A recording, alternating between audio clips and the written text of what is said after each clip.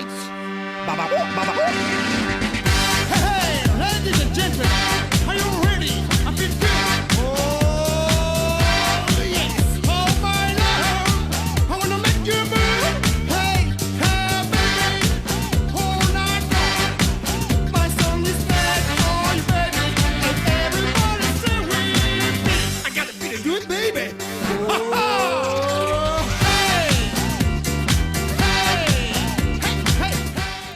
Hola, hola, ¿qué tal? ¿Cómo andan? Los saludo nuevamente, los recibo en casa y uno de los temas ineludibles de la semana tuvo que ver con la economía, repercusión directa tras las PASO. Ustedes saben, ha habido una devaluación llevada adelante el día lunes y a partir de ahí absolutamente todos los rubros decidieron un aumento porque no hay otra, no queda otra. Bueno, vamos a hablar del impacto en la economía familiar, ¿por qué no?, de cada uno de los argentinos y es por eso que está con nosotros Manuel Tagle, quien es director de la Bolsa, o preside la Bolsa y al mismo tiempo contador, así que sabe de números y sobre todo del curso de la economía hace tantos años. ¿Qué tal, Manuel? Bienvenido. ¿Qué tal, Cruz? Un gusto estar contigo.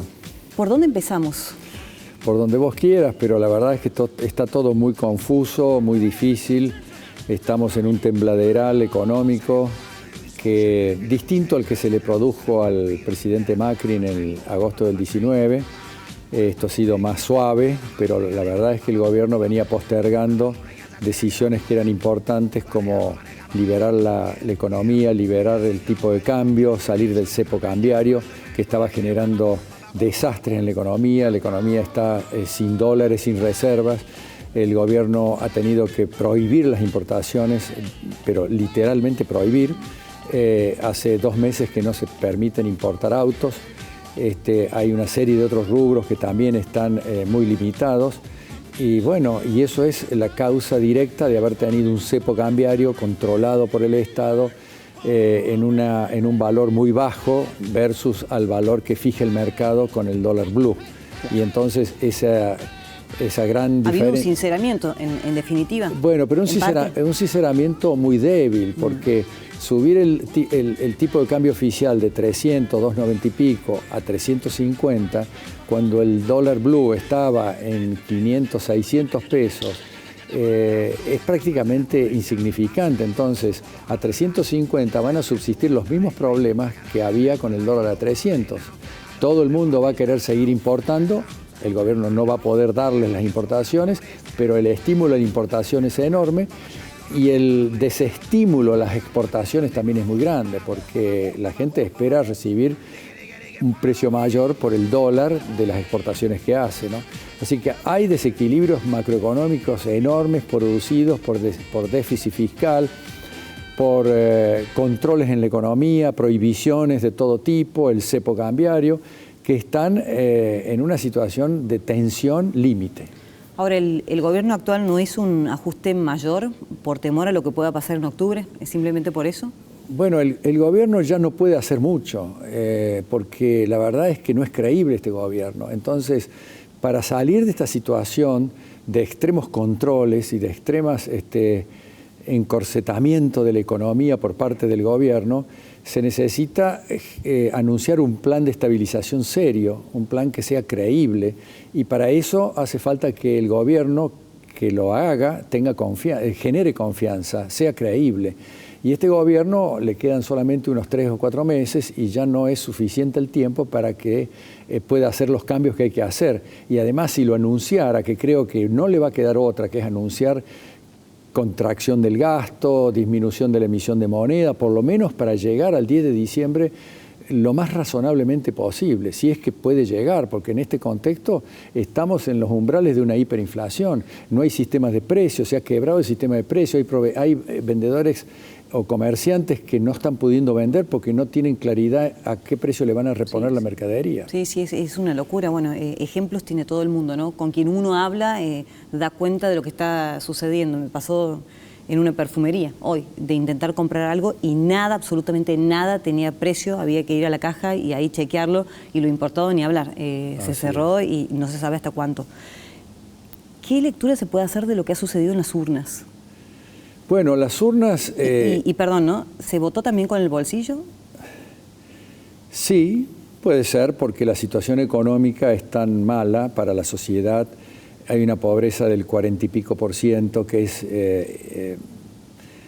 imposible de tolerar en la Argentina, con los recursos que tiene la Argentina. Haber llegado a esa situación es un desmanejo total de la economía, y creo que algo, por supuesto, del bolsillo ha influido, la inflación ha influido. La inflación está carcomiendo el poder adquisitivo de la sociedad, sobre todo los sectores más vulnerables. Los sectores de mayores recursos tienen posibilidades de defenderse, pero las personas de menores recursos no lo pueden hacer. Entonces, esto está generando un desánimo en la sociedad. Pero también, a raíz de todo esto y de las políticas que se han anunciado, por un lado Milei con la libertad, un liberalismo muy recalcitrante, muy extremo, que uno puede coincidir teóricamente, pero muy extremo, y por otro lado Patricia Bullrich con un liberalismo también, con un cambio profundo hacia la libertad, como lo está anunciando Milei. Los dos representan más o menos lo mismo, y eso significa que la sociedad, casi un 60% de la sociedad, ha decidido votar un cambio profundo hacia el libre mercado, hacia la libertad. Y esto es un hecho auspicioso para el país, porque significa que estamos dejando de lado definitivamente, o por lo menos la mayoría de la sociedad, el populismo, un gobierno intervencionista, un gobierno despilfarrador que gasta más de lo que recauda. Todo eso se tiene que terminar en la Argentina si queremos ser un país serio y un país que tenga futuro. Ahora, Massa se jugaba en el todo por el todo al asumir como ministro de Economía de los argentinos, y evidentemente no ha podido dar un timonazo para empezar a revertir esto que lleva mucho tiempo. En definitiva, ¿por qué no lo logró? Porque no creo que haya estado fuera de su intención, porque se jugaba el todo por el todo, en definitiva. Sí, cuando asumió Massa a mediados del año pasado, más o menos en esta época, sí. Me acuerdo que en la Bolsa nosotros dijimos que las medidas que anunciaba Massa tenían una orientación correcta, que era bajar el déficit, resolver el problema del cepo cambiario para que hubiera más dólares, etcétera. Pero nosotros vimos que las medidas que anunciaban eran tibias, y estos problemas que está viviendo la economía argentina no se resuelven con tibieza, no se resuelven con parches. Este dólar soja que inventó para hacerse de dólares son realmente parches que son inconsistentes, porque no son ortodoxos, no tienen, digamos, el respeto por las leyes del mercado. No puede ser que el Banco Central le pague a los que exportan soja 350 pesos el dólar, y a los que importan se tenga que dar vuelta y darles dólares a 250, por decirte, ¿no es cierto? Entonces está perdiendo 100 pesos por dólar para lograr hacerse de unos dólares. Bueno, estas son las cosas. Entonces, como eso va a suceder, ¿qué es lo que hace también? Prohíbe las importaciones, porque si no, los dólares esos que recibe por las exportaciones se le van en las importaciones.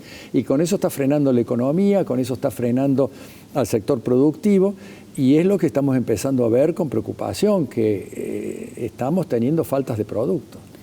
¿Dolarización sí o no? Bueno, es un gran debate. Milei está convencido. La diferencia entre Milei y Patricia es que Milei piensan más o menos lo mismo sobre la libertad, sobre liberalizar la economía, sobre integrarse al mundo, bajar el gasto público, reducir la emisión de moneda, del déficit fiscal.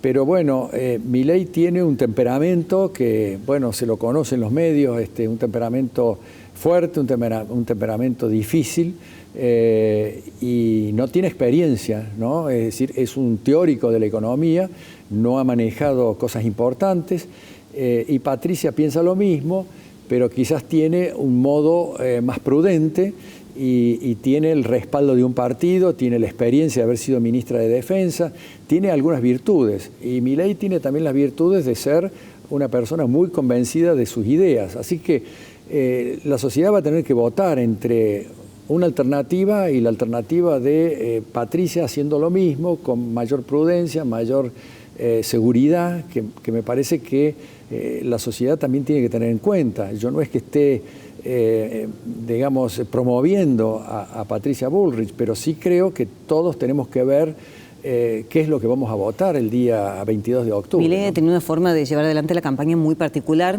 prácticamente con el interior no ha tenido contacto. Nosotros incluso hemos querido charlar varias veces con él mano a mano y no ha sido posible. Bueno, es la forma que él ha elegido.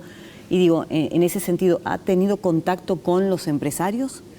como para sentarse en una mesa y empezar a diagramar lo que puede ser el futuro? Nosotros lo trajimos a la bolsa hace 1 año y medio, estuvo en la bolsa, estuvo bien, por supuesto, porque la bolsa tiene afinidad con las ideas que él promueve, Sí.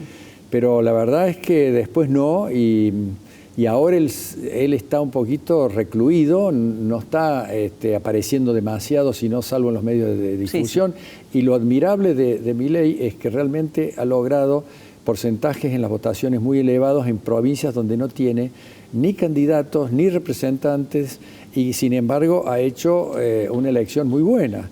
Entonces la gente está subestimando la estructura, está subestimando el apoyo de un partido, la cantidad de legisladores que tiene un candidato u otro y está privilegiando quizás las convicciones firmes que refleja Milei, que refleja con sus actitudes. Pero bueno, esas actitudes también a mucha gente le juegan en contra porque son,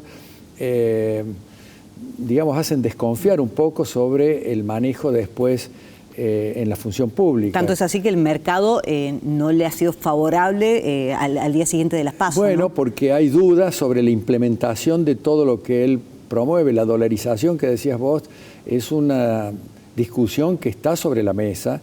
Para los economistas de Juntos por el Cambio, la dolarización no es tan fácil ni tan factible como la presenta el grupo de colaboradores de Milei. Sin embargo, bueno, eso también ha despertado en el electorado una gran simpatía porque es como que garantiza la estabilidad, pero la estabilidad no se garantiza por la dolarización, la estabilidad se va a garantizar con la disciplina fiscal del gobierno, porque si nosotros tenemos dólares, pero seguimos gastando más dinero del que nos entra, vamos a tener que salir a buscar dólares para cubrir ese déficit. ¿Y de dónde vamos a conseguir esos dólares? Entonces no podemos emitir los dólares. Lo que hay que hacer realmente es ordenar las finanzas, ordenar el déficit, por ley exigirle al Banco Central que no emita más moneda para financiar al Tesoro, y ser responsables, todos los países que han hecho estas políticas ortodoxas responsables han tenido éxito. Uruguay no tiene inflación, Paraguay no tiene inflación, Perú no tiene inflación, Chile no tiene inflación, Colombia no tiene inflación. Entonces, ¿quiénes quedamos? Y bueno, quedamos Argentina y Venezuela. Encuentro actualmente una sociedad más responsable que los gobernantes, una sociedad más responsable que los gobernantes. Sí. Más dispuestos al ajuste, más dispuestos a ajustarse el cinturón, lo que fuese, más que los gobernantes. Lo notable es lo que decíamos recién, que un 60% del electorado ha votado un cambio profundo hacia la libertad, hacia las correcciones que tiene que hacer el gobierno sobre la economía, a pesar de que se sabe que algún periodo corto hay que ordenar los números y hay que quizás pasar un momento un poco difícil. Sí.